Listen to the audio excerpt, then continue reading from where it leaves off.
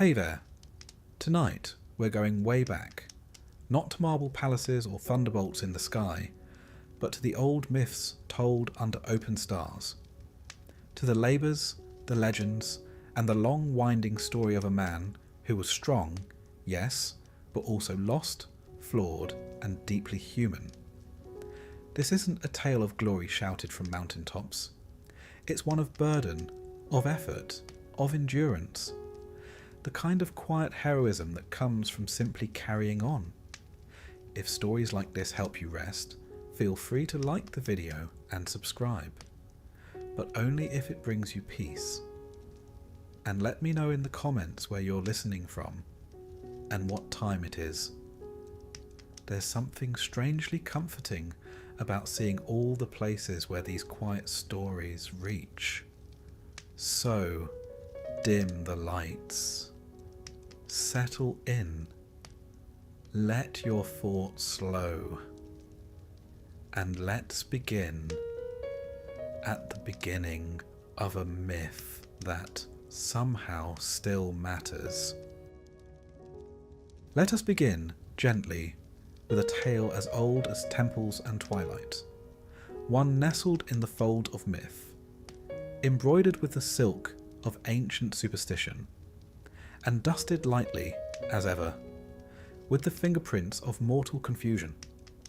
This is the story of Hercules, or, if you're partial to the Roman stylings, Hercules. But let us not rush. After all, you're likely listening to this in bed, and no one ever stormed Olympus with a yawn. Our tale begins not in the heavens but on earth, in the city of Thebes, though even that name carries the usual haze of mythological vagueness. There, a mortal woman named Alcmene lived. She was of noble blood, patient temperament, and, crucially, married. Her husband, Amphitryon, was away at war, which in Greek mythology was always a bit like leaving the windows open in a thunderstorm. Something unexpected was bound to sneak in. Enter Zeus, or rather, descend Zeus, king of the gods. Storm-wielding, beard-flowing, nymph-pursuing Zeus, whose marital fidelity could best be described as conceptual.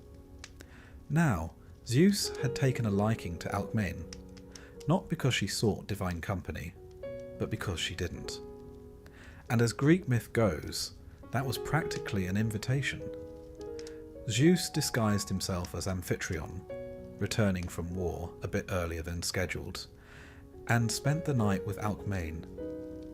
He even stretched the night into 3, manipulating time as only a thunder god can, which seems excessive even by divine standards.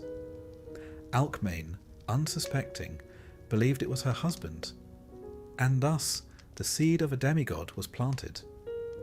The next morning, the real Amphitryon arrived. Understandably, Alcmene was confused. Amphitryon too was puzzled when she congratulated him on their romantic evening, which he hadn't yet had. Eventually, the truth unravelled like a poorly spun thread, and the whole affair, as one might expect, upset quite a few people. But none so much as Hera. Ah yes, Hera, Queen of Olympus, wife of Zeus. Long-suffering, sharp-eyed, and understandably furious, though rarely at the correct target. Her fury was rarely levelled at Zeus himself. Instead, it fell upon the women he pursued and the children born from these celestial indiscretions. And in this case, it fell squarely upon the unborn Hercules. Now let's pause for a moment of historical context. The Greeks believed their gods were not omnipotent in the way later religions framed divinity. The Olympians had strengths, yes, but also failings, pettiness, jealousy, and a distressing lack of conflict resolution skills. They were, in essence, a divine soap opera, and Hera played her role with unmatched theatrical flair. When Hera learned of Alcmene's pregnancy, she did not simply fume in silence. No, she sought to prevent Hercules' birth altogether. she persuaded her daughter Eileithyia, the goddess of childbirth, to delay the labour indefinitely. Alcmain, poor woman, was stuck in a loop of eternal contractions, an agonising magical stalemate. Fortunately, her servant Galanthis tricked Eileithyia by shouting that the child had been born, startling the goddess into loosening her spell. And thus Hercules entered the world. From the very beginning, he was no ordinary child. For one, he was enormous. Infant Hercules was said to have the strength of many grown men and the appetite of a small army, a rather inconvenient combination in a nursery. Hera, still determined to ruin his existence, devised another plan. One day, she sent 2 serpents into his cradle. Presumably, she hoped for a quiet assassination. But the infant, as the myth goes, grabbed one snake in each hand and strangled them. When his nurse returned, she found him gurgling contentedly, the serpents hanging limp like discarded toys. This story is one of the earliest recorded in the Hercules cycle, and it appears in vase paintings and early classical literature. One amphora from around 520 BCE shows Hercules gripping the snakes with exaggerated ease, while spectators stand aghast. Scholars suggest the tale served a dual purpose, entertaining the masses and illustrating divine strength from the very cradle. It also set the tone for what was to come. Hercules' life, from infancy to eventual apotheosis, would be a long negotiation between divine favour and divine punishment. He was beloved and reviled, blessed and cursed, the perfect mythological contradiction. Now, Hercules was not an only child. Alcmain bore another son, Iphicles, sired by her actual husband, Amphitryon. So the household had twin boys, one divine, one mortal. You can imagine family dinners were slightly awkward. Iphicles, though brave and noble in his own right, would always live in his brother's formidable shadow. The Greeks, ever fond of metaphors, used this duality to explore themes of fate, lineage, and the blurry lines between man and God. Let us drift now to Hercules' childhood. As a youth, he was tutored by the finest minds in Greece. Chiron the centaur, wise and gentle, taught him medicine and music. Linus, a stern music master, tried to teach him the lyre, a standard part of noble education at the time. Unfortunately, Hercules had little patience for scales, and even less for correction. When Linus struck him for a mistake, Hercules responded by striking back with a lyre. The incident ended tragically, and Hercules was sent into exile for manslaughter. Greek legends are replete with such educational mishaps. Despite the setback, Hercules grew in strength and stature. He hunted lions, wrestled centaurs, and completed feats that would put any modern gym regimen to shame. One particularly early exploit included defeating a lion ravaging the plains of Cithaeron.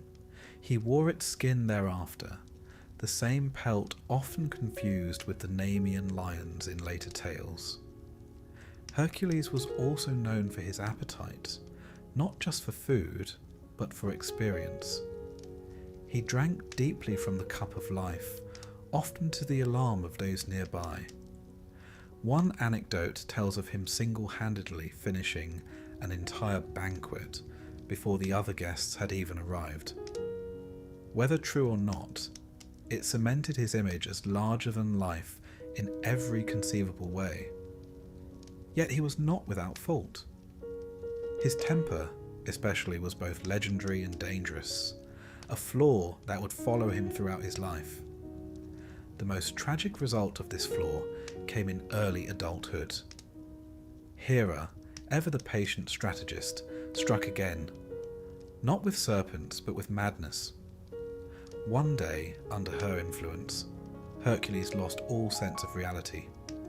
In his madness, he killed his wife Megara and their children.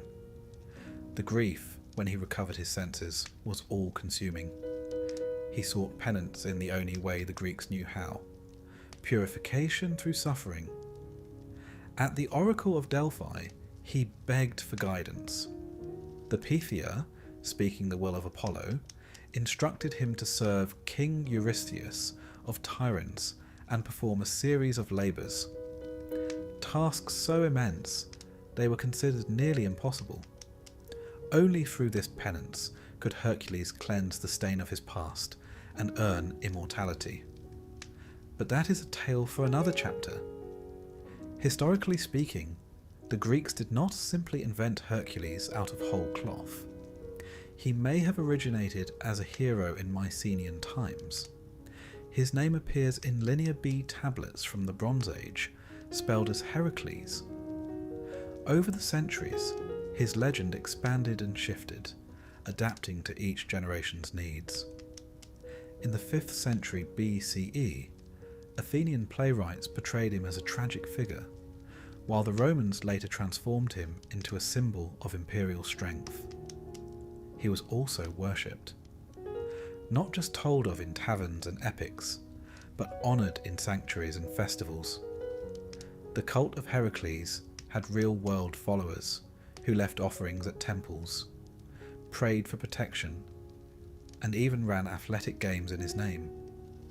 The Olympic Games themselves, while officially tied to Zeus, sometimes included tributes to Heracles as a mythic founder. Heracles also appears frequently in Etruscan art, often bearing the name Hercules.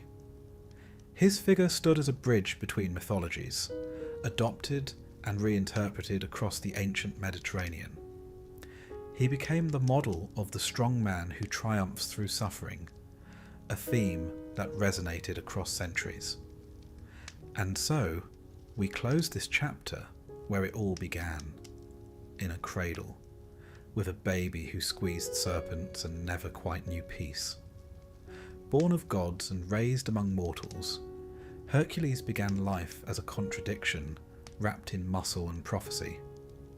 He would go on to fight monsters, cross into the underworld, and die in agony upon a funeral pyre. But not yet. For now he sleeps, as I hope do you. Let us pick up our tale not in glory, but in grief.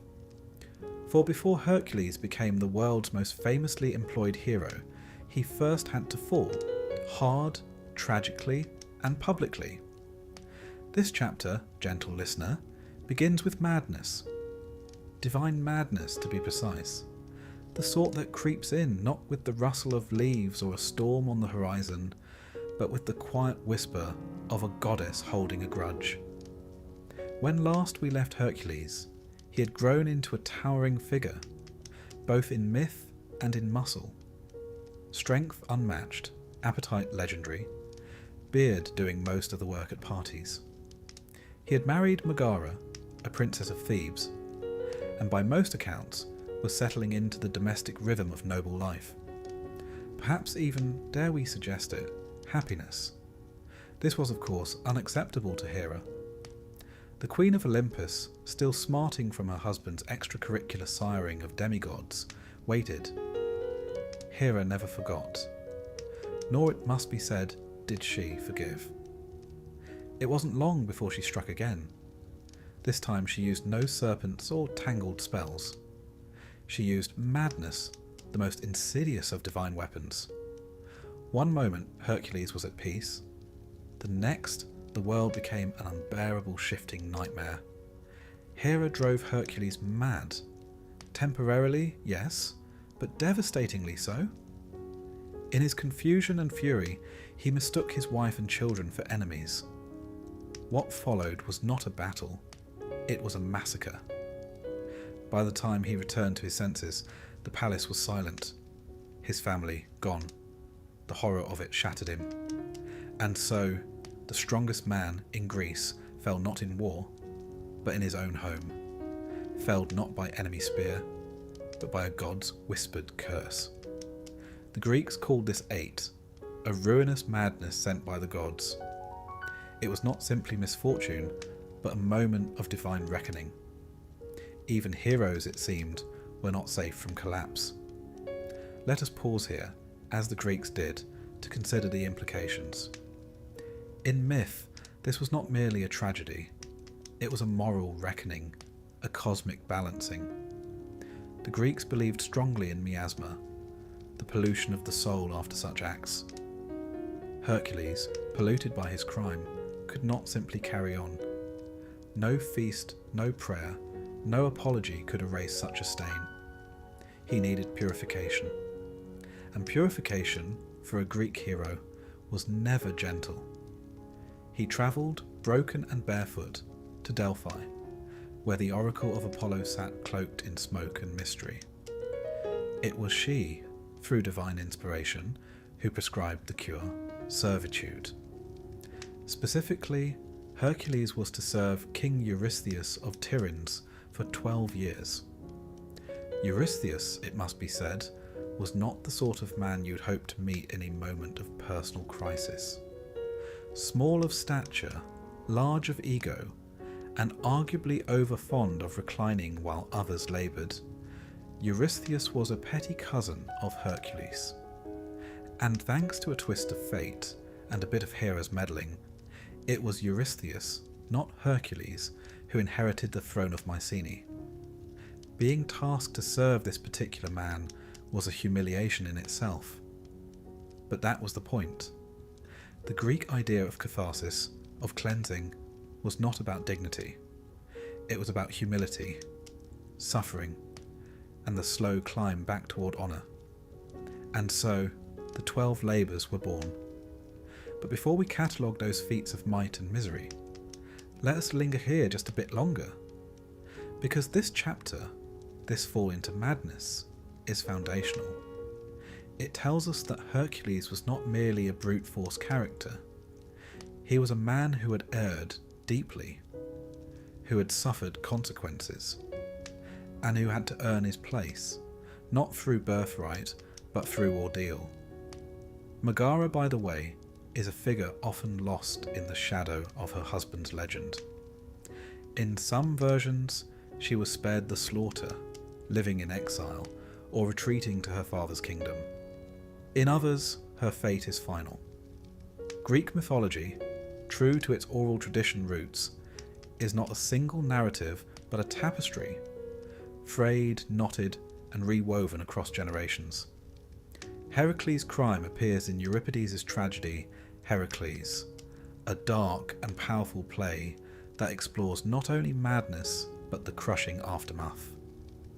In it, Heracles returns from the underworld only to find that his family has been threatened by a tyrant.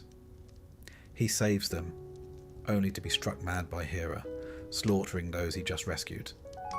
When he awakens, he contemplates suicide. It is his friend Theseus who persuades him to live, not as a god, but as a man who must endure. This theme, endurance, is key. Greek heroes were not saints. They were not meant to be. They were instead mirrors of human struggle writ large. Courage wasn't the absence of failure. It was the willingness to rise again after falling. And what of Hera? It's tempting, of course, to cast her as the villain, and in the context of Hercules' life, she certainly seems antagonistic. But Hera's wrath, too, has context. In a world where divine men chased mortal women with alarming frequency and no consequences, Hera's fury is a kind of divine protest. Misplaced, yes. Misguided, certainly. But also perhaps the only weapon available to a queen in a court of thunderous egos. The theme of divine madness as a tool of punishment runs deep in Greek thought. Even outside mythology, historical accounts reference dreams, visions, and sudden frenzies as forms of divine intervention. In this case, Hera weaponizes the very fabric of Hercules' mind, not merely to destroy his family, but to force him into a lifelong cycle of guilt and redemption. There are visual echoes of this moment in ancient Greek vase art. A particularly striking red figure crater from the 5th century BCE shows Hercules in a wild, almost ecstatic frenzy. His face distorted, weapons flailing, surrounded by fallen forms. Scholars debate whether it depicts this episode, but the intensity of emotion, the divine storm within, is unmistakable. His descent into madness also invites comparisons with other mythic figures. Ajax the Great, for instance, another hero who succumbs to madness and slaughters livestock, believing them to be his enemies. When he realizes the truth, he takes his own life. But Hercules, for all his suffering, chooses the harder path, to live. After his consultation at Delphi, Hercules submitted to his fate. The next 12 years of his life would be defined not by his lineage, nor by his ambitions, but by his obedience to a cousin who couldn't have lifted his lion pelt if he tried. The irony would not have been lost on the Greeks. It was meant to sting. Hercules was not sent to war or handed a sword. He was given a list. The labours that would follow, slaying, fetching, cleaning, capturing, each came with its own trap, its own sting in the tail. Some were meant to humiliate, others to kill, and all of them were intended to break him. But we're getting ahead of ourselves. There is, in fact, a faint but curious echo of this structure in modern literature and cinema. The hero who falls, the self-imposed exile, the slow path to redemption. From Arthurian knights to Shakespearean kings, from comic book titans to tragic anti-heroes, the blueprint is still there. And it begins so often with a fall not from battle, but from within.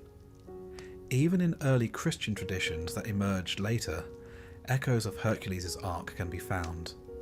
The notion that redemption is earned through suffering, that strength lies not only in might, but in submission, in endurance, in service. Hercules' later worship often emphasized this redemptive arc. At sanctuaries in places like Thebes and Thasos, votive offerings often included miniature clubs and lion skins, symbols not just of strength, but of trials overcome. Pilgrims prayed not for ease, but for the strength to endure difficulty, just as Hercules had. His myth inspired the Stoics of the Roman period too. The philosopher Seneca referenced Hercules frequently, not as a brute, but as a moral figure. One who suffered nobly, who bore pain with grace, and who showed that virtue, in the end, could triumph over even divine spite. So if, by this point in the night, your eyes are heavy and the room quiet, let us leave Hercules in a moment of stillness. His past in ruins. His path unclear. His sandals dusty and the horizon distant. But not impossible. The labours await, and so, perhaps, does sleep. Let us return now to the crossroads of fate, where Hercules, cloaked in guilt and burdened by divine command, is about to begin what may be the most famous checklist in mythological history. The 12 labours of Hercules, epic in scope, improbable in detail, and oddly specific. Each one a test, each one a punishment, and each one stitched into the great tapestry of redemption. We begin with the arrangement itself. Hercules was ordered to serve King Eurystheus of Tiryns, not as a courtly guest or honoured cousin, but as a servant. And not just any servant. A servant doomed to carry out the most unmanageable, humiliating, and downright bizarre tasks the king could imagine. These labours, in a sense, were bureaucratic justice with a poetic twist. redemption by way of impossible errands. The first labour, the Nemean lion. This lion was not merely large, it was invincible. Its golden fur could not be pierced by arrow, blade or spear. Local villagers had resigned themselves to being an occasional snack. Hercules ventured into the lion's cave with nothing but a club and a clever mind. After realizing his weapons were useless, he wrestled the beast with his bare hands, ultimately strangling it. Then, in a moment of delightful practicality, he used the lion's own claw to skin it. From that point forward, he wore the hide as armour, a sartorial choice both symbolic and intimidating. A lion's pelt draped over his shoulders, the mane forming a makeshift hood, would become one of his most iconic attributes in classical art and statuary. Next came the Linnaean Hydra. The Hydra was a water serpent with 9 heads, or perhaps more depending on the storyteller, and for every head cut off, 2 grew in its place. A rather discouraging design feature. To make matters worse, it lived in a swamp near Lerna, and its breath was poisonous. Hercules attacked with sword and fire, while his nephew Iolaus burned the neck stumps before they could regenerate. Teamwork, it turns out, is a heroic quality too. Hera, watching from Olympus, was so annoyed she sent a giant crab to help the Hydra. Hercules crushed it. The gods later turned both monsters into constellations. Because even petty divine interference deserves a commemorative sky plaque. The third labour was far less glamorous, the Ceryneian hind. This golden horned deer was sacred to Artemis and faster than any arrow. Hercules was not supposed to harm it, so he chased it, on foot, for an entire year. Yes, a year. Through forests, over mountains, across rivers. He finally captured it gently and explained the situation to Artemis, who, remarkably, allowed him to borrow it so long as he returned it unharmed. This episode is one of diplomacy rather than destruction. A reminder that not every feat need end in bloodshed. It also subtly displayed Hercules' persistence. Rarely does one encounter a monster that must be outwalked rather than outfought. Then came the Erymanthian boar. This creature terrorised the countryside, uprooting trees and flinging farmers. Hercules captured it by driving it into deep snow. Another example of brains accompanying brawn. Upon returning, Eurystheus was so frightened by the boar that he hid in a large jar. A moment which, on ancient pottery, is rendered with considerable comedy. Even myth needs its slapstick. The motif of Eurystheus hiding in a pithos, a great clay vessel, would become a recurring joke in Athenian vase painting. One wonders how he managed to govern with such a skittish constitution. The fifth labour was deeply unpleasant, cleaning the Augean stables. King Augeas owned a vast herd of immortal cattle. Their stables hadn't been cleaned in decades. The result, as one might imagine, was less than fragrant. Hercules, showing ingenuity, rerouted 2 rivers to wash the stables clean in a single day. Unfortunately, because he had bargained for payment, Eurystheus disqualified the feat. Evidently, divine redemption cannot be monetized. Yet this labour marked a shift. Hercules was no longer merely a brute, but an engineer. The feat was cited centuries later by Roman authors as an example of problem solving by force of nature. Labour 6, the Stymphalian birds. These were no ordinary birds. They had metallic feathers that could be launched like arrows and a call sharp enough to shatter glass. Hercules used a set of bronze castanets, provided by Athena no less, to startle them into flight, then shot them down with arrows. a solution both theatrical and effective. The scene was later depicted in mosaics and temple friezes, with Hercules mid-shot, surrounded by flocks of unnatural birds. Let us pause here for a moment. By this point in the saga, Hercules has proven not just his strength, but his adaptability. He solves problems with muscle and mind, with fire and music, with a stubbornness that verges on philosophical. Each task has added a layer to his myth: a golden hide, a nephew's loyalty, a river's cooperation. Labour 7, the Cretan bull. This majestic, ferocious beast had been sent by Poseidon, but King Minos had refused to sacrifice it. Bad manners, especially where sea gods are concerned. Hercules wrestled the bull and shipped it off to Eurystheus, who promptly let it roam free again, as one does with sacred livestock. Some believe this same bull would later be involved in the myth of the Minotaur, a narrative that, like all things Greek, folds in on itself like a well-baked spanakopita. The 8th labour, the mares of Diomedes. These were man-eating horses, truly. Hercules tamed them by feeding them their own master, Diomedes. The horses, possibly surprised by the dietary switch, became suddenly docile. Moral complexity aside, it worked. The horses were led away peacefully. In some versions, the horses were taken to Mount Olympus as a gift, though one suspects the gods had mixed feelings about the snack options. The 9th task was almost civilized, retrieving the girdle of Hippolyta.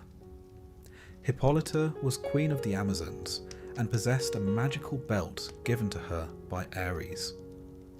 At first, she agreed to give it freely, but Hera, ever meddlesome, disguised herself and spread rumours that Hercules intended to kidnap the queen. A battle broke out. Hippolyta died and Hercules took the belt. What could have been an easy trade became a tragic misunderstanding, one of many in his journey. The Amazons in turn became a recurring foil in Greek tales, both feared and admired, warriors from a world where power wore a different face. The 10th labour, the cattle of Geryon. Geryon was a 3-bodied giant who lived at the western edge of the world. Hercules had to travel beyond the known world, perhaps as far as Iberia, and retrieve the cattle. Along the way he built the Pillars of Hercules, modern-day Strait of Gibraltar, to mark his journey. He slew Geryon, stole the cattle and crossed the desert. At one point, annoyed by the heat, he shot an arrow at the sun. Surprisingly, the sun god Helios admired his boldness and gave him a golden cup to sail across the sea. One wonders how many sun gods today reward good archery with nautical gear. It's the kind of myth that walks the line between grandeur and absurdity, perhaps intentionally so. The 11th task, the apples of the Hesperides. These golden apples were guarded by nymphs and a dragon. Hercules did not even know where they were. He sought the help of Prometheus, then persuaded Atlas to retrieve the apples while Hercules held up the sky in his place.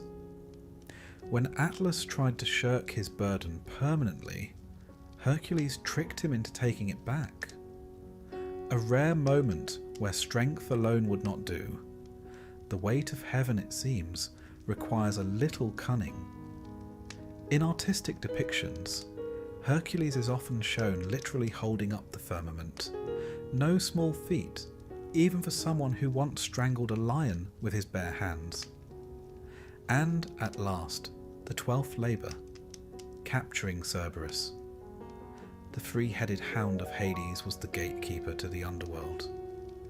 Hercules descended into the realm of the dead, negotiated with Hades himself, and brought Cerberus to the surface without using weapons. Once presented, the fearsome creature was returned to the underworld as agreed. This task, crossing into death and returning again, elevated Hercules beyond mortal boundaries. He was no longer just a hero. He was now a figure who had faced death and emerged, snarling companion in tow, to complete his penance. With this final act, Hercules' labours came to an end. 12 tasks, each monstrous in its own way. Together they formed a mythological resume unmatched in antiquity. But more than that, they served a purpose. In completing them, Hercules purified himself, not only of his crime, but of his rage, his pride, and his grief. He had done the impossible not once, but a dozen times. And through it all, he grew not only as a hero, but as a figure worthy of worship. In ancient Greece, these tales weren't just stories. They were metaphors for life's struggles, its messes, its monsters, its misunderstandings. And Hercules, through blood and cleverness, showed that even the cursed can find redemption. His labours became a common reference in classical oratory, especially among Stoic philosophers. They pointed to his struggles as allegories for mastering passions and enduring hardship. The Roman poet Seneca even argued that Hercules' immortality came not from his divine parentage, but from his moral perseverance. Each labour wasn't just a feat, it was a facet of character. And so, by fire and blood, by river and sky, by lion and lyre and labyrinthine task, Hercules emerged transformed. Still flawed, still fated, but no longer fallen. So if your eyes are growing heavy and your breath has slowed, rest easy, knowing that even the strongest among us must sometimes clean a stable or chase a deer through the woods for a year. Strength, after all, is not just in the arm, but in the will to continue. Hercules had completed the 12 labours, not survived them, completed them. There's an important difference, for while survival is passive, completion implies intention, purpose, a stubborn commitment to seeing things through. And that, in essence, was what Hercules had proven. He wasn't just strong, he was relentless. Now, with his penance concluded, he stood before the world no longer a murderer in need of purification, but a legend in his own lifetime. His name, once burdened by guilt, now shimmered with mythic resonance. And yet, because this is Greek mythology, peace would not follow. What followed instead was fame. And fame, as it turns out, is a fickle beast. Hercules' story did not stop with his labours. In fact, in many ways, they were just the beginning. The Greeks, ever fond of a good sequel, filled his post-labour life with new feats, fresh tragedies, and a growing awareness that glory could be as heavy to bear as guilt. He returned to Thebes but did not stay. Whether due to shame, restlessness, or divine suggestion, he began wandering. And wherever Hercules wandered, tales followed. He fought battles, toppled tyrants, and rescued damsels with the practiced ease of a man whose reputation had begun to precede him. One might say he was the original action hero, the ancient equivalent of a travelling blockbuster. Among his many lesser-known exploits was his role in the war between the Lapiths and the Centaurs. The Centaurs, as ever, had overindulged at a wedding feast and caused considerable mayhem. Hercules stepped in, club swinging, and scattered them. It's worth noting that the Greeks often used centaurs to represent unrestrained passions, so it's fitting that Hercules, a man in constant struggle with his own temper, would be cast as their opponent. Another tale places him in Troy, long before the wooden horse made its entrance. The city had been tormented by a sea monster, and Hercules, passing through as heroes tend to do, offered to save it in exchange for a gift, often a royal daughter. He defeated the monster, only to be betrayed by the king, Laomedon. Naturally, Hercules returned later, laid siege to the city, and exacted revenge. Greek myth is rarely subtle in its messages about honour. He fought alongside Jason and the Argonauts for part of their voyage, though his stint was brief. When his companion Hylas was abducted by nymphs, Hercules abandoned the quest to search for him, wandering the forest in grief. This moment stands out, not for its drama, but for its vulnerability. The mighty hero undone by affection. Whether romantic or fraternal, the bond between Hercules and Hylas was powerful enough to stop even a quest for the Golden Fleece. These stories, while thrilling, also served a cultural function. They filled in the mythic landscape. Hercules wasn't confined to a single location or epoch. He was pan-Hellenic, claimed by many cities, worshipped in diverse forms. His image adorned temples in Boeotia, Argos, and even Sicily. He appeared on coins, in statuary, and in countless amphorae, usually mid-swing, lion pelt flapping, beard blowing gallantly in the breeze. One story, often overlooked but particularly rich in symbolism, tells of Hercules challenging the river god Achelous for the hand of Deianira. Achelous, capable of changing form, battled Hercules in various monstrous guises. At one point, he became a bull. Hercules, unimpressed, snapped off one of the bull's horns.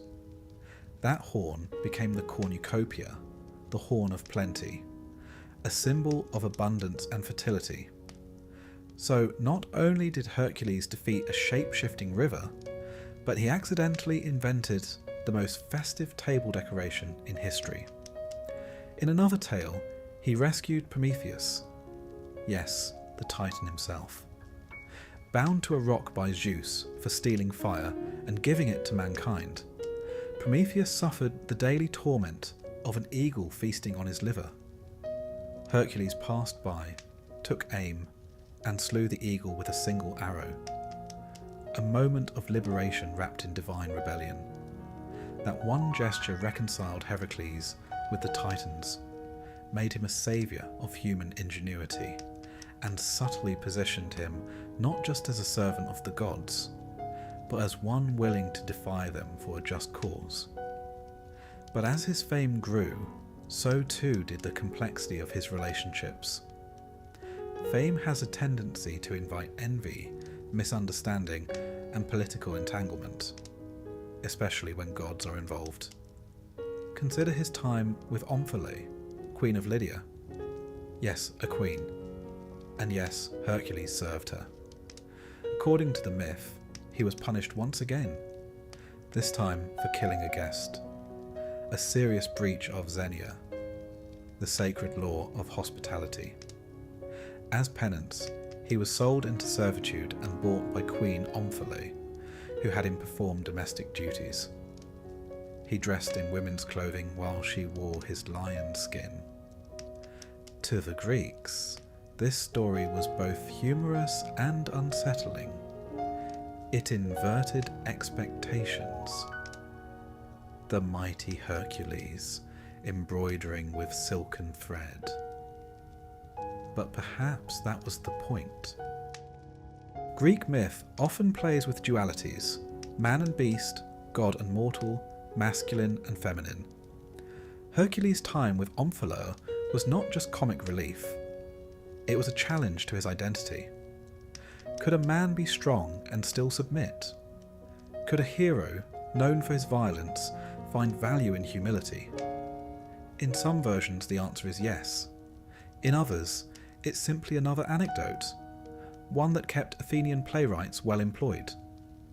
Then there were his marriages.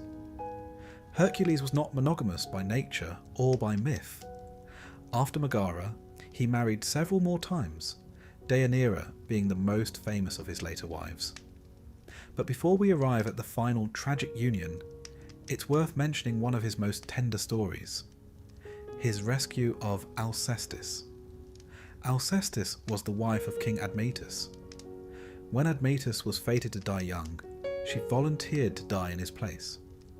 Hercules, arriving unaware of the household's grief, was appalled to learn what had happened. In a rare display of pure compassion, he descended to the underworld and wrestled death itself, Thanatos, until Alcestis was released. No labours, no orders.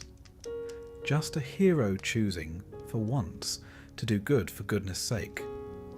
He is also credited with founding cities, establishing festivals, and laying down the roots of culture wherever he went. Some Roman sources claim he established the worship of Zeus in Iberia. Others say he dug wells, built roads, and taught people how to train horses. The line between myth and civic propaganda blurs, as it so often does. Hercules became both a god of strength and a symbol of order. Ironically, for someone whose early life was defined by chaos. Even the gods continued to interact with him. Athena remained a frequent helper, and Apollo, with whom he once quarrelled over a sacred tripod, eventually reconciled with him. That quarrel, by the way, ended with Zeus hurling a thunderbolt between them, a divine "enough, boys." Temples sprang up in his honour, festivals were held in his name. The Heraclea, a series of games and rites, took place in many Greek cities, and even later, the Romans would adopt him as Hercules Victus, a patron of strength and military conquest. Statues depicted him not merely as a man of action, but as one of burden, leaning on his club, the weight of the lion's skin drooping like memory over his shoulders. He had become an emblem, a symbol of the balance between glory and fatigue. He was mortal, but more than mortal. He could fall into madness, yet rise to heroism. He could serve a queen in humility and still be the terror of monsters. His legend grew not because he was perfect, but because he wasn't. He contained contradictions. He contained us. And still, Hercules was not finished yet. The great arc of his story was still curving toward a final, fateful crescendo. The tragedy of Deianira and the poisoned robe, of love turned lethal, awaited. And beyond that, a funeral pyre, and the stars. But those, dear listener, are for another night. For now, let us linger in this chapter of wandering and renown. Let us rest beside the road with the hero, sit beneath an olive tree, and feel the dust of his journey still warm upon the breeze. He has earned, if not rest, at least remembrance. Sleep well, knowing that even those with divine strength must still live with human complexity. The labours of Hercules were, by this point, less a punishment and more a profession. One could almost imagine the hero sighing into his wine cup each evening, muttering, "What now?" as another impossible errand arrived by scroll. Having completed 6 tasks, including lion wrestling, swamp dwelling, and stable cleansing, one might think he'd earned a rest. But no. King Eurystheus, ever eager to find fault, declared that 2 of the completed labours didn't count.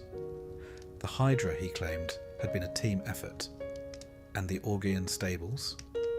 Well, Heracles had accepted a reward for that one. Payment apparently invalidated heroism. So, with bureaucratic pettiness firmly in place, the total number of labours rose from 10 to 12. And these final 6 were not the sort one could complete within a day's ride. No, they would take Heracles far beyond the borders of Greece, into mythic lands, forgotten corners of the world, and even to the murky gates of death itself. The first of these tasks was to capture the Cretan bull. a creature of divine origin and very poor temperament. The bull had once been sent by Poseidon to King Minos of Crete, who was meant to sacrifice it in honour of the god. But Minos, admiring its beauty, and perhaps seeing in it a fine addition to his personal menagerie, kept it for himself. This, as one might guess, did not please Poseidon, who promptly drove the beast mad. It trampled fields, smashed walls, and breathed fire in the general direction of anyone who looked at it the wrong way. Hercules, for his part, wrestled the creature into submission with little fanfare. He shipped it back to Eurystheus, who took one look at the furious snorting bull and dove headfirst into a large bronze jar, a habit he had been cultivating with some regularity.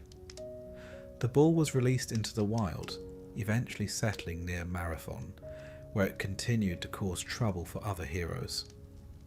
Mythological pest control was, it seems, an ongoing business. The next task brought Hercules to Thrace, land of cold winds and warlike tribes, where a particularly grim figure named Diomedes kept a stable of horses. Now, horses are typically not man-eating creatures, but these were special. Trained to devour the flesh of prisoners and enemies, Diomedes' mares were a grisly innovation. Some versions say they breathed fire, others that they were simply unnaturally vicious. Either way, Hercules was instructed to steal them. He set off with a few companions and did battle with the king's men. The climax of the tale is dark. Hercules, in a moment of grim practicality, fed Diomedes to his own horses. One assumes the moral was something about poetic justice, or, more cynically, about the effectiveness of feeding troublesome monarchs to their own carnivorous livestock.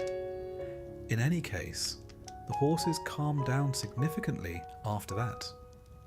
Eurystheus, predictably horrified, wanted nothing to do with them and let them loose. Next came a rather awkward diplomatic mission. Eurystheus' daughter had expressed a desire for a gift, the girdle, or belt, of Hippolyta, Queen of the Amazons. The belt was no ordinary fashion accessory. It symbolised the queen's authority and divine favour, said to have been given to her by Ares himself. Hercules approached with what was, initially, admirable restraint. Hippolyta, impressed by his honesty, or perhaps charmed by his muscles, agreed to give him the belt. But Hera, as ever, had other plans. Disguised as an Amazon, she spread rumours that Hercules intended to kidnap their queen. Tensions rose. The Amazons attacked. Amid the confusion, Hippolyta was killed, either by Hercules, mistaking her for an attacker, or by her own people. Thus ended what might have been a rare moment of peace. Hercules took the belt and sailed home. One could almost hear him muttering, "Couldn't just go smoothly, could it?" Then came the cattle of Geryon, a rather complicated affair. Geryon was a three-bodied giant who lived on an island far to the west, past the reaches of the known world. His cattle were of a particularly fine breed, tended by a herdsman and guarded by a two-headed dog named Orpheus. Hercules, needing transport, borrowed a golden cup from the sun god Helios. Yes, a literal cup, and used it to sail across the great Western Ocean. The Greeks, to their credit, were never shy about narrative scale. Upon arrival, Hercules dispatched Orpheus, the herdsman, and finally Geryon himself, with arrows tipped in hydra venom, naturally. Then began the long journey back, herding the cattle across continents while fending off raiders, thieves, and divine sabotage. Hera, still committed to making Heracles' life difficult, sent gadflies to scatter the herd. Heracles, exasperated but dutiful, rounded them up again. One imagines this was not among his favourite labours. The penultimate trial took Heracles to the fabled garden of the Hesperides, a paradise at the edge of the world, where golden apples hung from trees, grown as a wedding gift from Gaia to Hera. These apples were not for snacking. They symbolised immortality and were guarded by a serpent with 100 heads named Ladon, as well as the nymph daughters of the evening star. Heracles didn't know where to find this place, so he did what any mythic hero would do. He found a sea god, wrestled him into submission, and demanded directions. Eventually, he sought out the Titan Atlas, who stood at the edge of the world holding up the sky. Heracles offered to take the burden, just for a little while, if Atlas would be so kind as to fetch the apples. Atlas, not surprisingly, agreed, and did so. But when he returned, he suggested he might deliver the apples himself, and leave Heracles to hold the heavens permanently. Heracles smiled, nodded, and asked if Atlas could just take the weight back for a moment while he adjusted his cloak. The Titan obliged. Heracles handed over the burden and walked off with the apples. Never underestimate a man who's fought a hydra, cleaned divine stables, and negotiated with immortal skybearers. He's learned a trick or two. And then, the final task, one last labour. Heracles was told to descend into the underworld, not metaphorically, but literally, and return with Cerberus, the three-headed dog who guarded the gates of Hades. Unlike his other tasks, this one involved no theft, no slaying, no deception. He had to ask for permission. Heracles entered the land of the dead, past the ghosts of fallen heroes, and approached Hades and Persephone with what we might call exceptional manners. They agreed on one condition: he must subdue Cerberus without using weapons, and so he did. With only his bare hands and strength forged by 11 impossible tasks, Heracles wrestled Cerberus into submission and led him, snarling and snapping, into the world above. Eurystheus, now quite practiced in theatrical terror, reportedly fainted. Heracles returned the hound to its post at the gates of the underworld, unharmed and likely unimpressed by the mortal realm. At long last, the 12 labours were complete. Heracles had faced monsters, gods, queens and beasts. He had travelled beyond the edges of maps and returned, not only alive, but cleansed of his sins. These trials, crafted by a cowardly king and stirred by a vengeful goddess, had made him into something more than mortal. His name would echo through temples, amphorae, epic poetry, and, eventually, Saturday morning cartoons. But this, dear listener, was not the end of Heracles' story. Far from it. The labours had redeemed his soul, but his mortal life would still be marked by struggle, sorrow, and final transformation. For no Greek hero gets to rest quietly. Not even the strongest of them all. Heracles, having completed his 12 labours, should by all rights have settled into a quiet retirement. Perhaps a small olive grove, a modest villa, and a dog that didn't have 3 heads. But no, this was ancient Greece, where peace was temporary and rest was for the dead. And even then, not always. The truth is, the labours had never been meant to bring Heracles peace. They were atonement, punishment, perhaps even public spectacle. 12 grand efforts to scrub the blood from his hands, yes, but not to soften his path thereafter. He had cleansed himself of the madness that led to the death of Megara and their children, but he had not unburdened himself of fate. and so he remained. Strong, restless, and perhaps, deep down, a little lost. With his divine strength intact and his name known across the Mediterranean, Heracles took to wandering. Not in the lazy sandals in the sand sense of wandering, mind you, but as a relentless figure of myth and muscle. He became something between a mercenary and a demigod in residence, hired by kings, revered by the desperate, occasionally feared by those who had reason to doubt his restraint. He fought battles not listed among his labours, wars not sung about in epic poems. He toppled tyrants, hunted monsters, and even founded cities. Or so the stories go.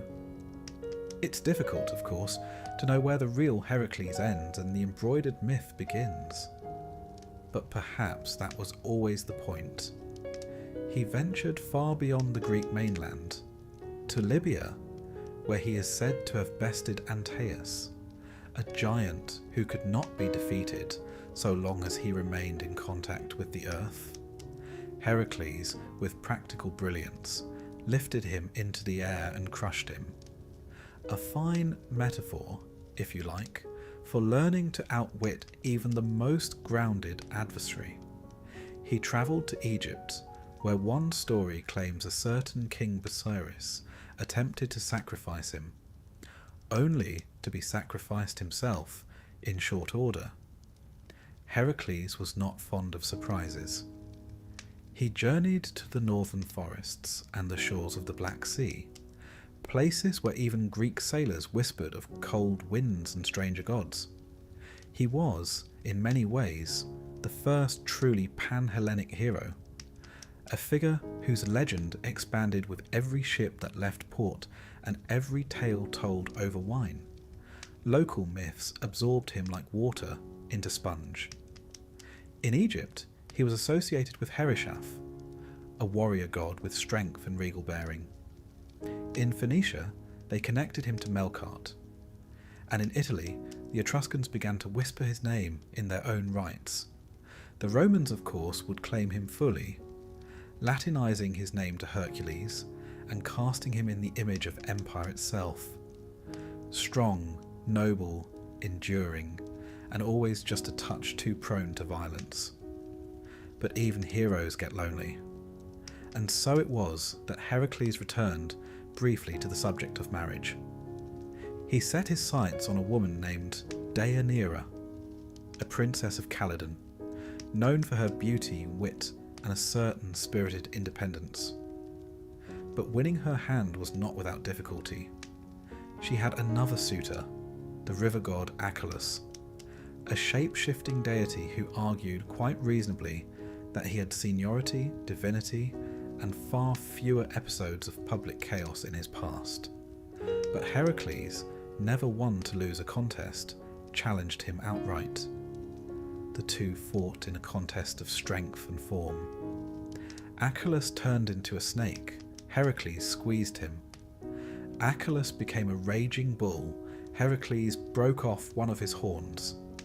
That horn, in time, would become the cornucopia, the horn of plenty, symbolizing abundance.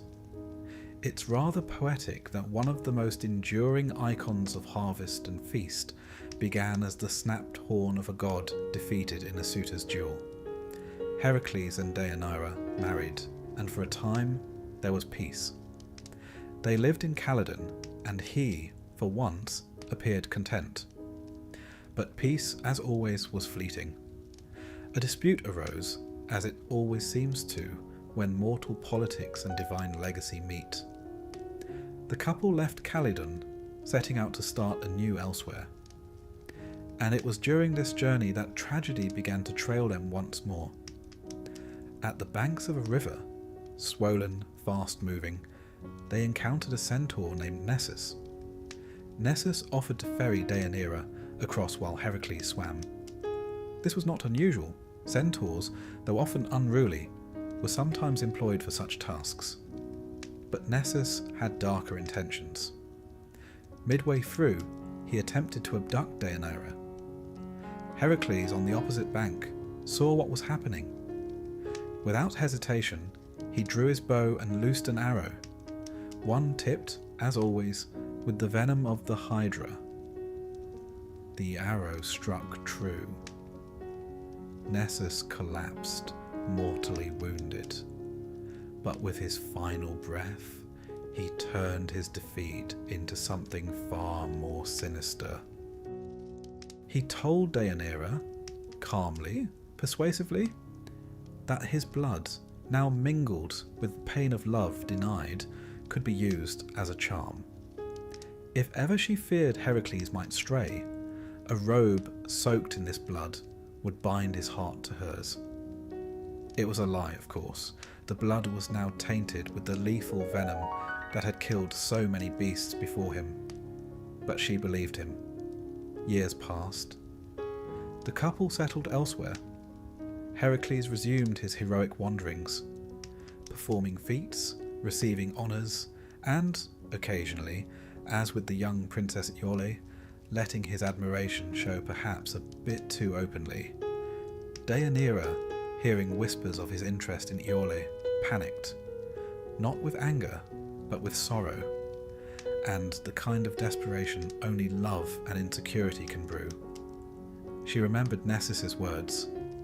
She prepared a robe, as he had instructed, soaked in his blood, and sent it to her husband. Hercules, ever trusting, donned the gift. The moment the cloth touched his skin, it began. A pain unlike any he had known, and that is saying quite a lot, considering he had once hauled the sky on his shoulders. The venom worked quickly, seeping into his flesh, burning not like flame, but like betrayal. He tore at the fabric, but it would not release. The more he struggled, the more damage it did. His skin clung to it. His strength became meaningless.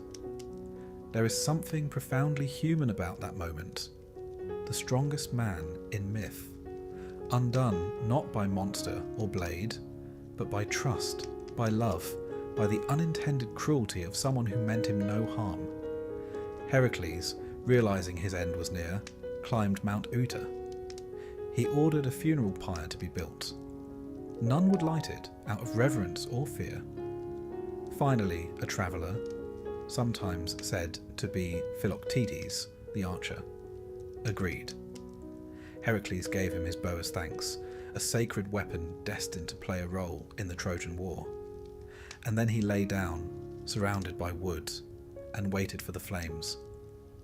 As the fire consumed his mortal body, something remarkable occurred. His divine half, the essence inherited from Zeus, rose unscathed. He ascended to Olympus, shedding pain, memory, and all the weight of mortality. And there, in what might be mythology's most unexpected reconciliation, Hera welcomed him. The goddess who had hounded him since birth, who had tried to kill him with snakes in his cradle, accepted him into the heavens and gave him her daughter, Hebe, goddess of youth, as his bride. It is a tidy ending, perhaps too tidy.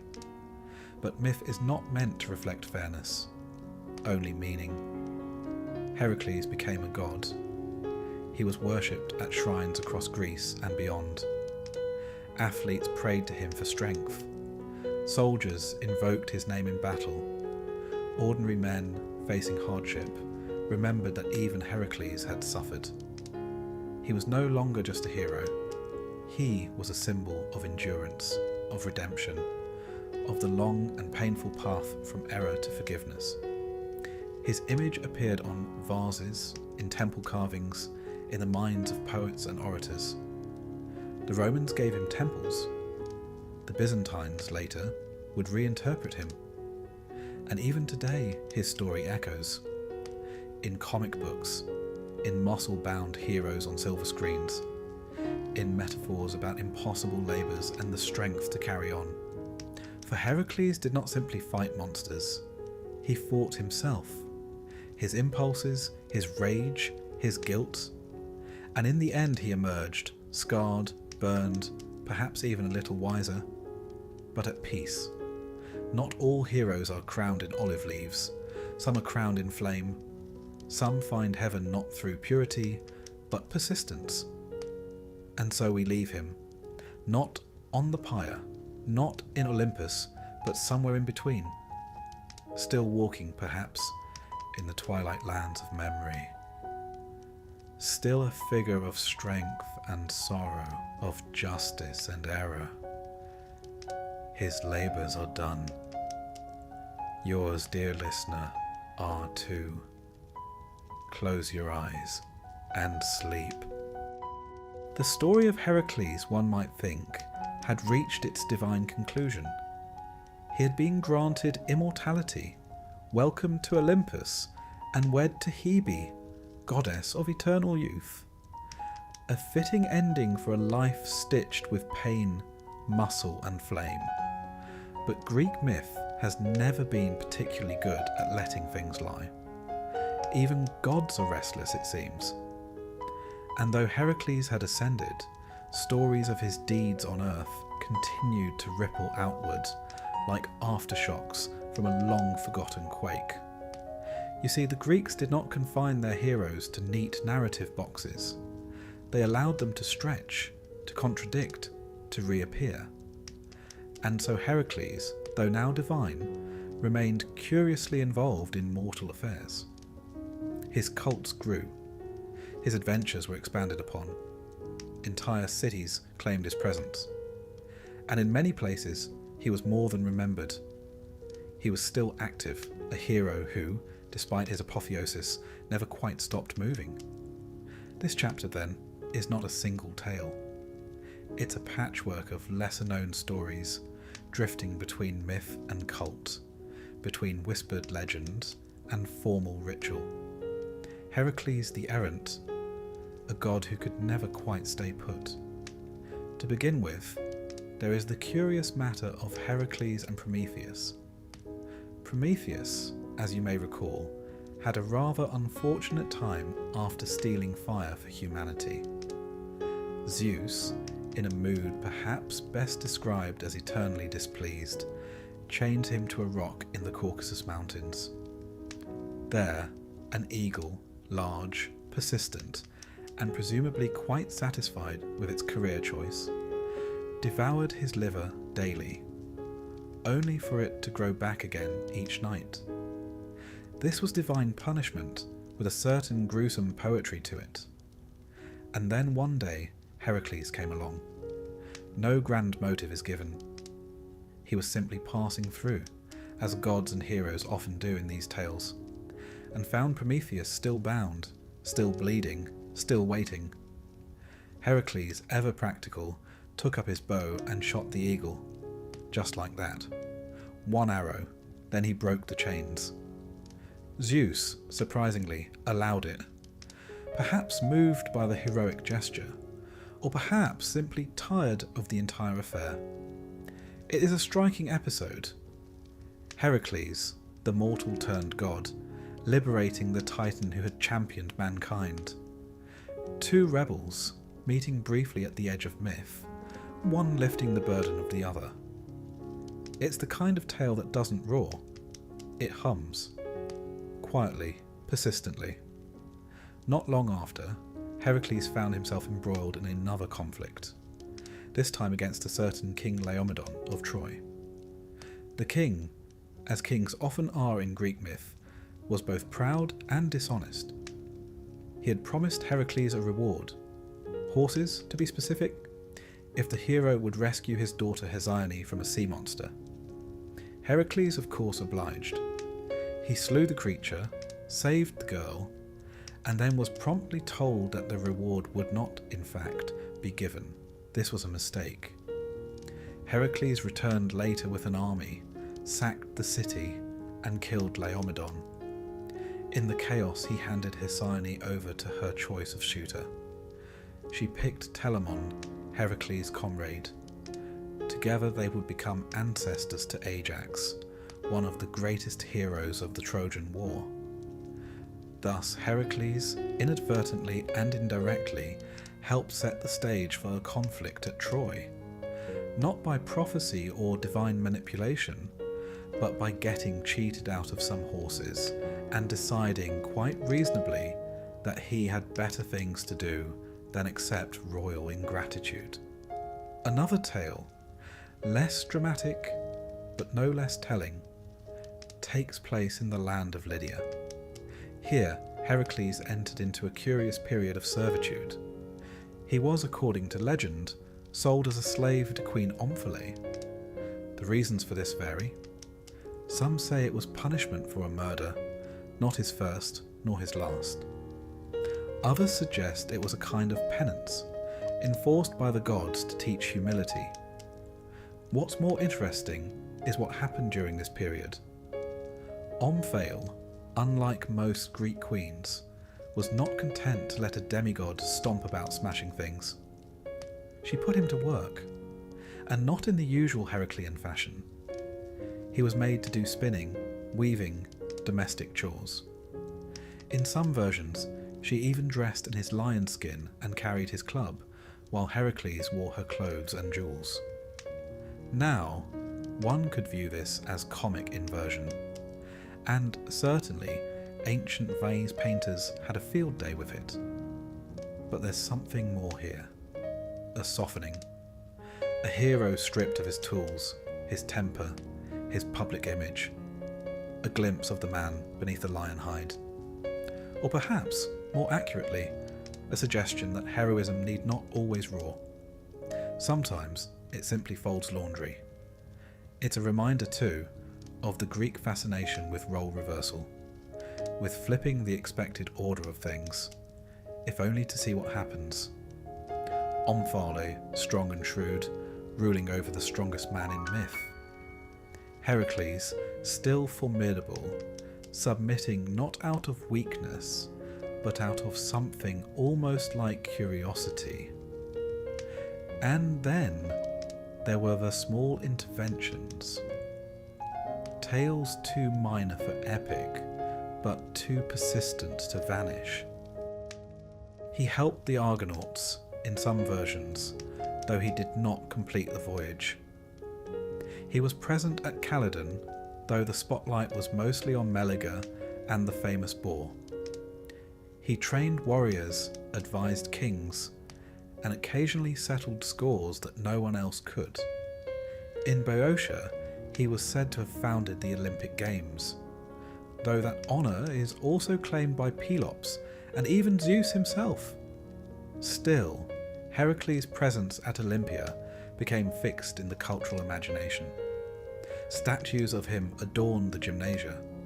Wrestlers poured libations in his name before matches. He was not just remembered, he was present, invoked in the sweat and struggle of athletic glory. And in the Roman world, he was reinvented again.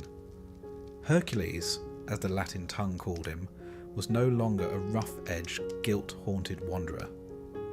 He became a civic hero, a builder of temples, a protector of roads, a patron of trade. Merchants prayed to him for safe passage. Soldiers marched under his image. Emperors draped themselves in his iconography. Even Marcus Aurelius, the philosopher-emperor, admired him, writing of strength and endurance in tones that echo the Heraclean model. But this was a different Heracles, polished, politic, smiling in marble. The raw, impulsive man who had once burned on a pyre was now a mascot of virtue. Still powerful, still noble, but, one might argue, slightly airbrushed, and yet he remained compelling. Across centuries, cultures, and reinterpretations, the figure of Heracles persisted. Not because he was perfect, quite the opposite, because he was human. For all his strength, he failed. For all his divinity, he doubted. He raged, loved, mourned, and tried again. His labours, enormous though they were, mirrored the smaller labours of ordinary life, tasks we repeat, endure, and one day finish. There is a temple to Heracles in Agrigento, on the southern coast of Sicily, or what remains of one. Its columns stand crookedly now, silent witnesses to thousands of years of wind and salt and sun. No one worships there anymore. But the stones are still warm in the summer light, and somewhere beneath the rubble a story breathes. It's a quiet one. A tale not of labours or monsters, but of a man who once tried to find peace. And perhaps, in the retelling, we find some of it too. For the true legacy of Hercules may not be his strength, or his fame, or even his immortality. It may be the fact that he never stopped moving, that he walked through sorrow and flame, across continents and centuries, and left behind a shape, a memory that says struggle is not failure, that toil is not defeat, that even the strongest must kneel and rise again. So let the myths continue. Let him appear where needed, in temples, in songs, in dreams. Let him remain the wandering god, the errant hero, the old friend we sometimes remember when things are hard. His club may be gone, but his footsteps remain. Close your eyes, dear listener, and rest. The story of Hercules by this point is less a single tale and more a collection of echoes, drifting across city-states, muttered in the shade of olive trees, inscribed on temple walls, painted onto pottery, and carried on the sea winds from one shore to the next. His 12 labours may be complete, but like any well-known figure, his legend didn't stop growing simply because he died, or, in his case, ascended into the company of gods.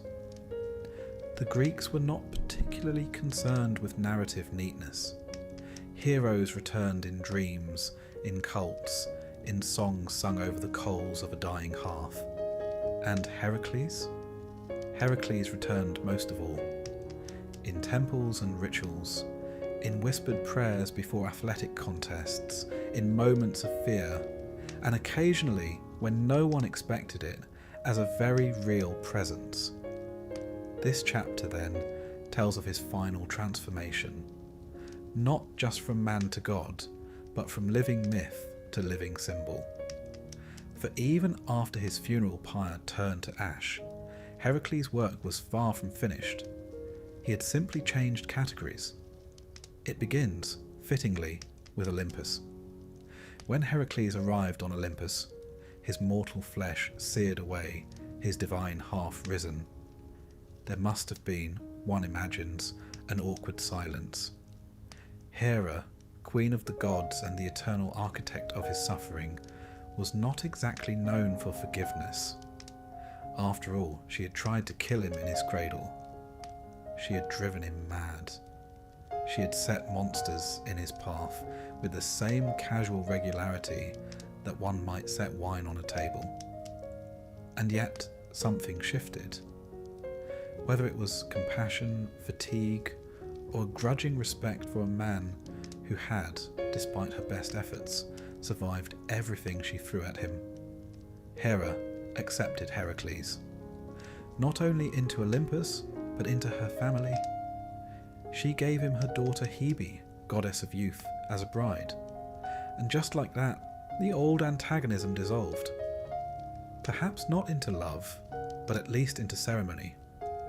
The marriage of Hercules and Hebe served a symbolic purpose. He, the champion of mortal endurance. She, the personification of immortality. Together, they represented a kind of harmony, the triumph of human effort rewarded by divine favour. On Olympus, Hercules was a strange fit. Most of the gods lounged, plotted, or occasionally meddled with mortals for sport. Hercules, however, was a man of action, a creature of motion. Even among immortals, he was restless. He did not take easily to lounging on clouded thrones or sipping ambrosia while contemplating the nature of eternity. And so, unsurprisingly, he continued to intervene. There are stories of Hercules descending from Olympus to aid in battles. He appears to help heroes, to guide kings. to judge wrestling matches. His status was complicated.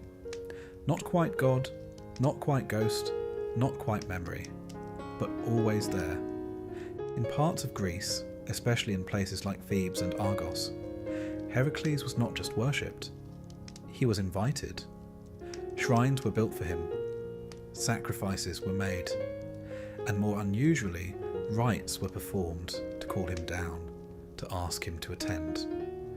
These were not mere devotions, they were invitations for the god to return, to walk again among men, to protect them in moments of trial. One such rite, known as the Heracleia, was celebrated annually in many city-states. It commemorated his death, his burning, and his rebirth.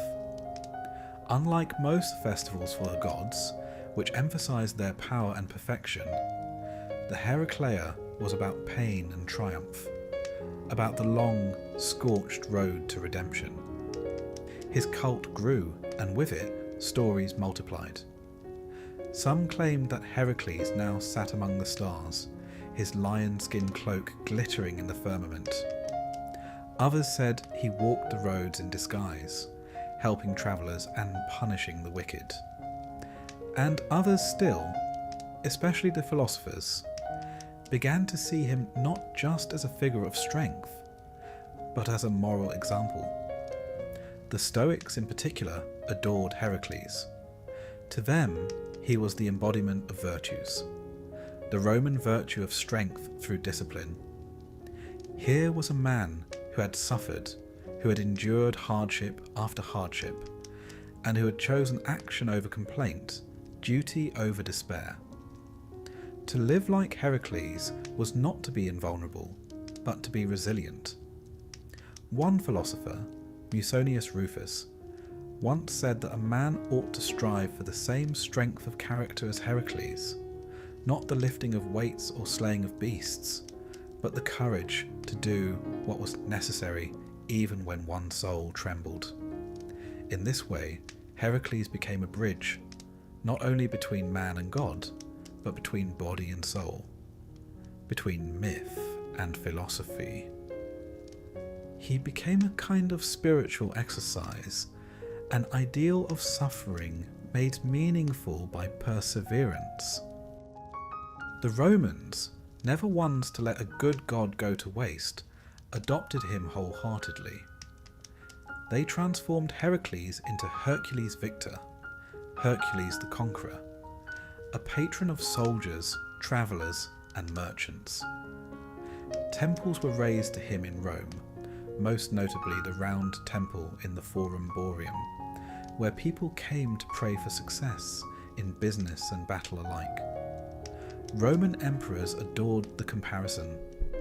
Commodus, that volatile and theatrical emperor, fancied himself a reincarnation of Heracles. He fought in the arena, dressed in lion skins, and had statues made in his image. It was, admittedly, not subtle. Others were more restrained. Marcus Aurelius, the philosopher emperor, spoke often of endurance, and though he didn't claim descent from Heracles, the ideals he preached, calm, resolve, ethical action, echoed the Heraclean model in quieter tones. And so, over centuries, Heracles transformed again. He was a hero, then a god, then a symbol. A tale told to children, a prayer whispered by athletes, a statue softened by the rain. His strength remained, of course, always the club, the lion skin, the impossible biceps. But each strength began to mean something different. It wasn't just about violence or victory. It was about surviving, about the patience to carry burdens, the courage to atone, the strange grace of starting again. His image changed with the times. The early Heracles was wild-haired, wide-eyed, a man more beast than god. Later, in the Hellenistic age, he was shown older, heavier, more contemplative. Still strong, but now weary. A god who had known pain, a hero who had wept. And through all this, his labours were never forgotten. Artists returned to them again and again: the lion, the hydra, the stables, the apples. Each one became a metaphor: challenges to be overcome, trials to be endured, personal monsters in mythic disguise. They were painted onto drinking cups, etched into stone, told over and over at dinner parties and temple gatherings and public games. Not because they were entertaining, though they certainly were, but because they held something timeless, a structure, a promise, that if Hercules could do it, perhaps we could too. Not slay monsters necessarily, but endure the things life throws at us: grief, doubt, fatigue, shame, and emerge still walking, still trying, still ourselves. By the time Christianity began to rise in the Mediterranean world, Heracles had already faded somewhat from daily worship. The temples grew quiet, the sacrifices stopped, but the memory remained, and in curious ways it was absorbed. The image of a suffering saviour, carrying burdens not his own, descending to the underworld and rising again. One needn't stretch too far to see the shadows he cast across later sacred narratives. Even today, he's still with us. In the gym, where men and women push their limits under posters of muscled heroes.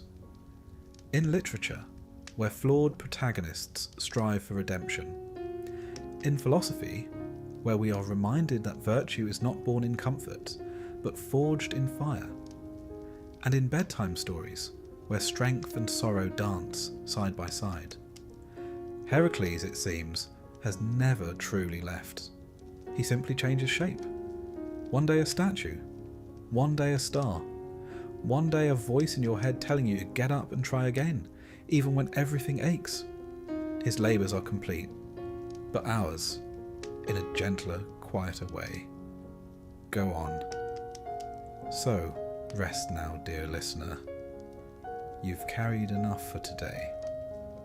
And tomorrow.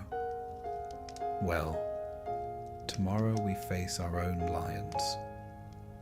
But tonight you sleep.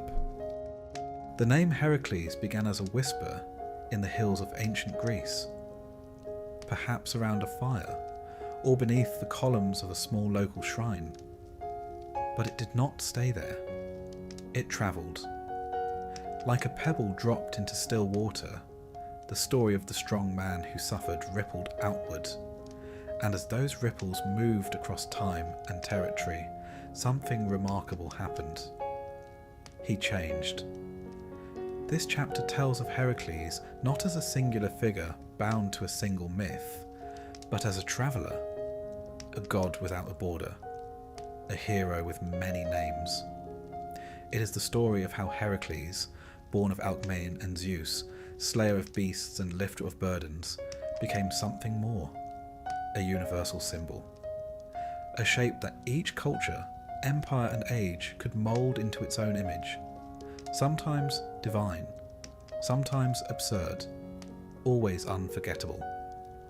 His journey begins, oddly enough, not in Greece, but from Greece, through its colonies, trade routes and ambitions. The early Greeks, even before Athens and Sparta became household names, were explorers. They set sail in small ships, hugging the coastlines, trading oil, wine and stories.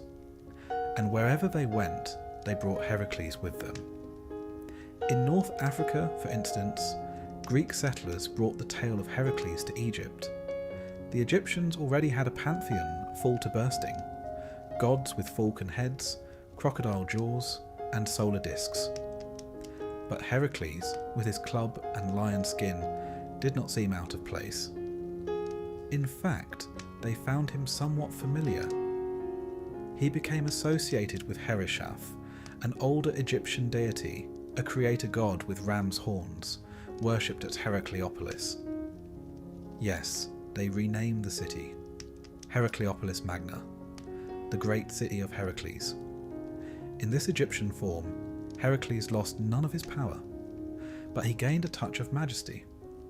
No longer the wild, brawling hero of Greece, he became a figure of wisdom, even kingship, a god of renewal and rulership.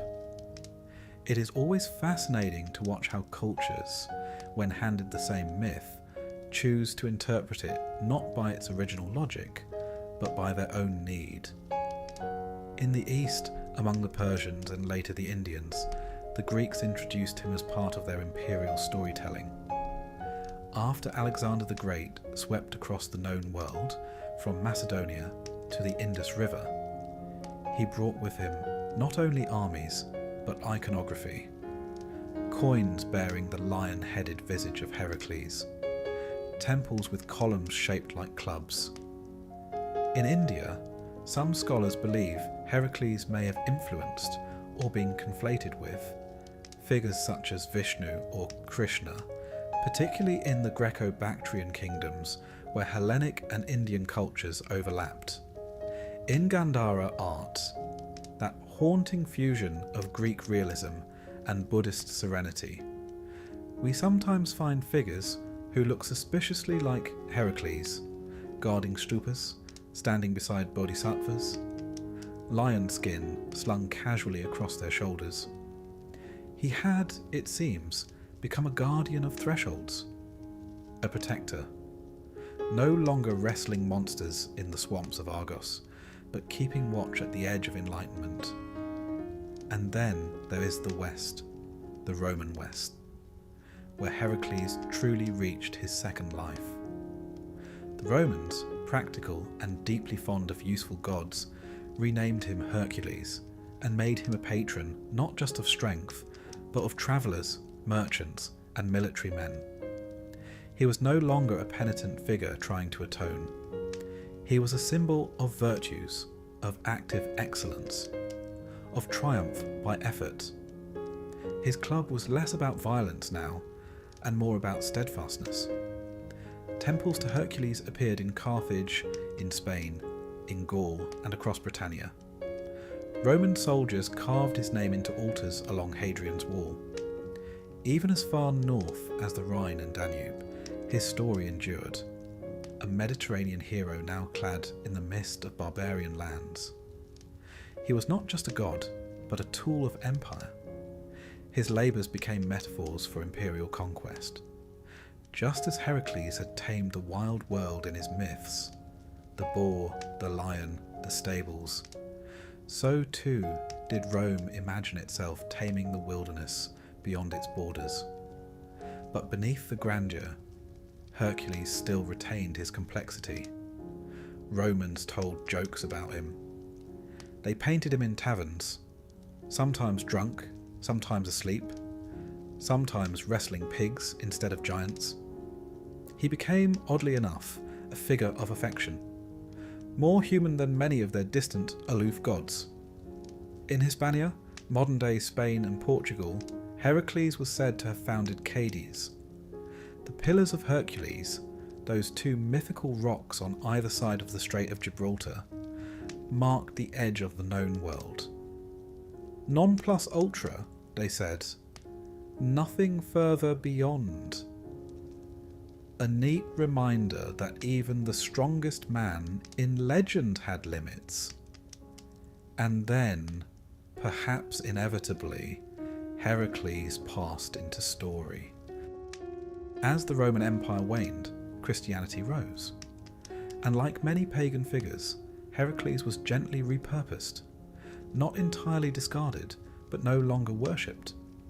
In medieval texts, he appeared not as a god, but as a cautionary tale. A strong man, yes, but one undone by pride, or lust, or wrath.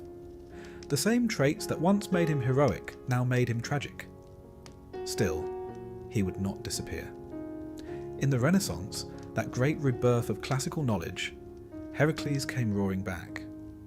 Artists painted him with glowing skin, rippling muscles, eyes cast upward in stoic determination. Writers invoked him in Latin verse. Philosophers used him to argue for the nobility of struggle. Michelangelo sculpted him. Rubens painted him. In Florence, he became a civic symbol. The the strong man who defends the city from chaos. A very localised Hercules, you might say, complete with Florentine fashion and political nuance. In the 18th century, Enlightenment thinkers adopted him again, this time as a symbol of reason triumphing over superstition. The Hydra became ignorance. The stables became the corrupt institutions of church and state. The metaphor evolved, but the shape remained. And then, in the 20th century, something altogether different happened. Hercules went to Hollywood. He was played by bodybuilders, by Italians in sandals, by the occasional animated demigod with a singing satyr for a sidekick. He appeared in comics, in cereal commercials, in gym names. His strength became a marketing tool, his labours a convenient plot device.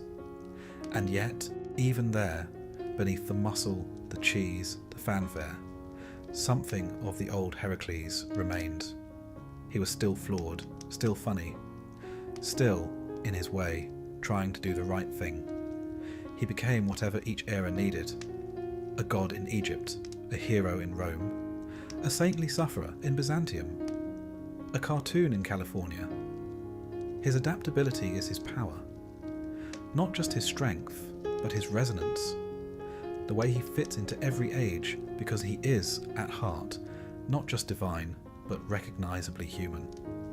A man who made mistakes, who lost his temper, who regretted things, who tried to fix them, who sometimes succeeded and sometimes didn't. In this way, Hercules has become not just a myth, but a mirror. We see in him the best of us, and, at times, the worst.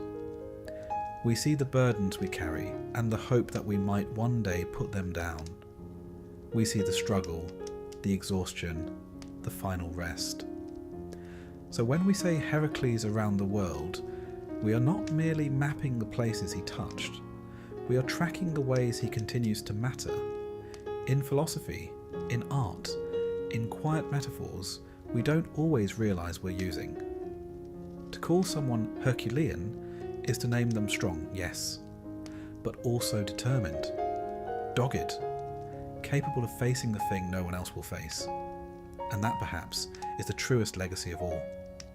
Not the temples, not the films, not the myths carved in fading marble, but the idea that strength is not about being untouched by hardship, but about facing it anyway, quietly, relentlessly, kindly. So wherever you are tonight, be it under electric light or ancient stars, know that the man who once wrestled giants now waits gently in your story too. And maybe, when things feel too heavy to lift, you'll remember him. And try anyway. Rest now, listener. The world can wait. The next labour begins in the morning. Tonight, you sleep. Stories end, but not all at once. Some fade gently, like candlelight at the bottom of a glass. Others echo for so long they forget how to stop. And some, a rare few, keep walking long after the last sentence has been spoken. Hercules, or Heracles, as he was first named, is one such story. He began, as many Greek heroes did, in contradiction. Part god, part man. Born of an illicit affair between Zeus and a mortal woman. Hated by the queen of the gods before he could even speak. Loved by many, feared by more, and tasked with redeeming himself through deeds so difficult they have never been forgotten. We followed him through it all. The snake in the cradle, the labours that pushed the edge of the world, the moment of madness, the wrestling matches with river gods and monsters and grief itself, the poisoned robe, the flames, the ascent, the uneasy peace. But even after 10 chapters and thousands of words, the question lingers. Why does he endure? Not just in temples and textbooks, not just in the pages of epic poems or the flickering frames of Saturday morning cartoons, but in us. Why is Hercules still here? in our metaphors, our gyms, our dreams, our quiet inner dialogues. It is not, I think, because of his strength. Strength is everywhere in myth. Titans held up the sky. Cyclopes hurled boulders. Achilles was swift. Odysseus was clever. Theseus was brave. But Hercules was different, not for what he could do, but for what he had to do. And, more importantly, for what he endured doing it. The Greeks never pretended Heracles was perfect. He was impulsive, unpredictable. He killed when he shouldn't have. He wept when others might not have. He begged for help. He made mistakes and spent years paying for them. And yet, despite all of it, he kept going. That, more than the lion skin or the club, is the true shape of his legacy: perseverance. The Greeks had a word for this: karteria, endurance, the ability to suffer well, to bear the unbearable, to carry your guilt on your back like a sack of stones and still climb the mountain, to scrub stables when the stench is overwhelming, to battle hydras knowing they only grow more heads, to take on tasks you didn't ask for, to clean up the mess left by others, and to do so not because it will make you famous, but because it needs to be done.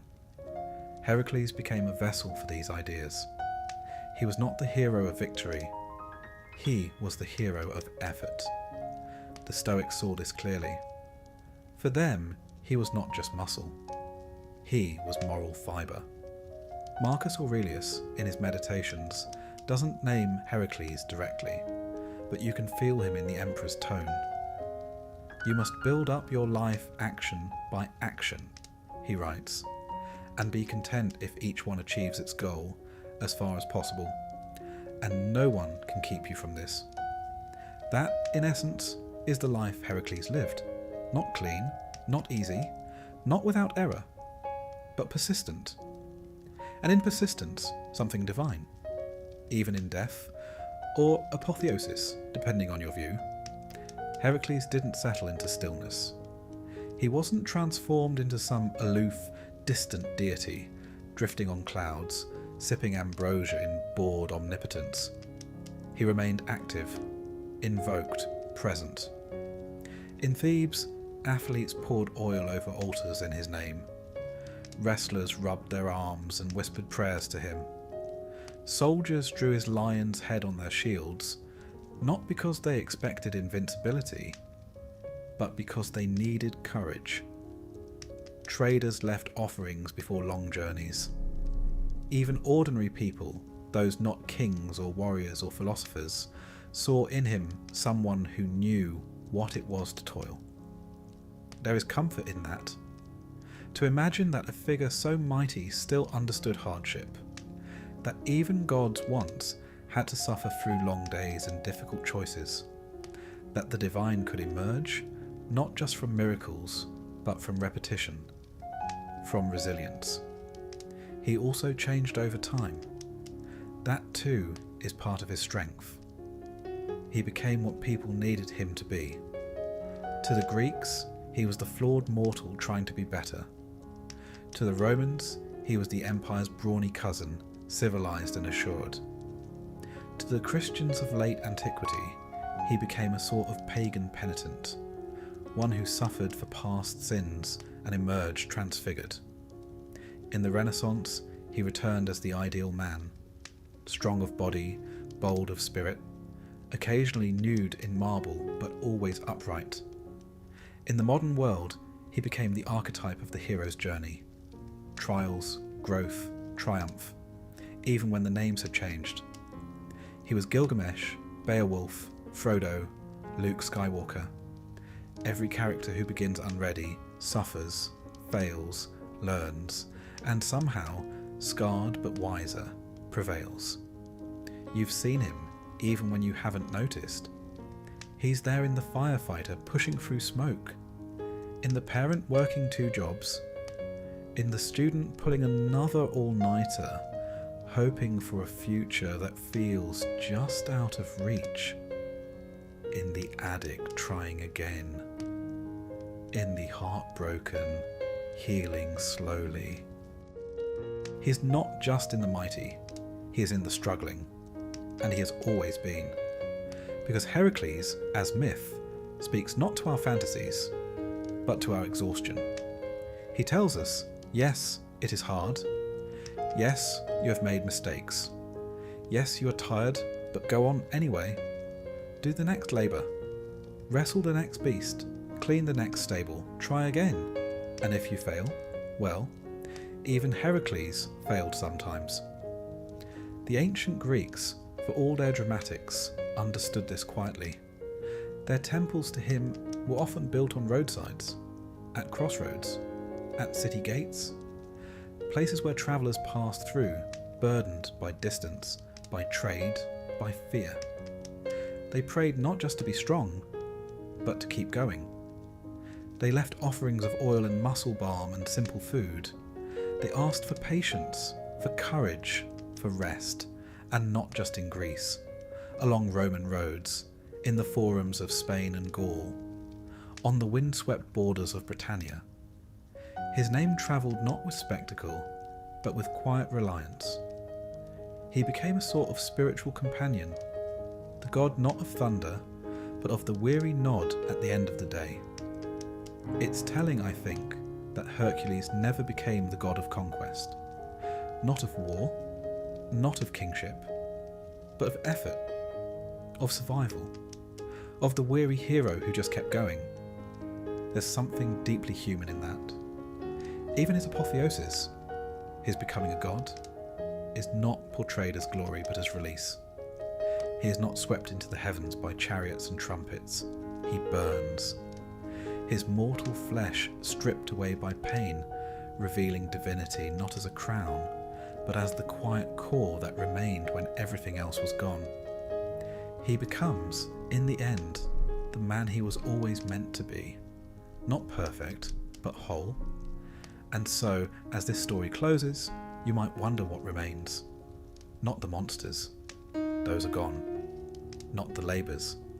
Those were his. What remains is the idea. The idea that we can face things, even when they seem impossible. That strength is not measured in glory, but in effort. That you don't have to be a god to matter. You just have to keep going.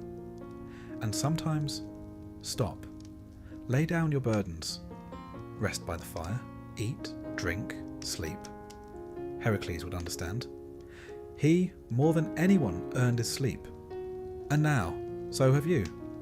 So close your eyes, dear listener. Let the world fall away. The labours are behind you. The lion is long tamed, the serpents silenced, the arrows spent. You are not broken. You are not behind.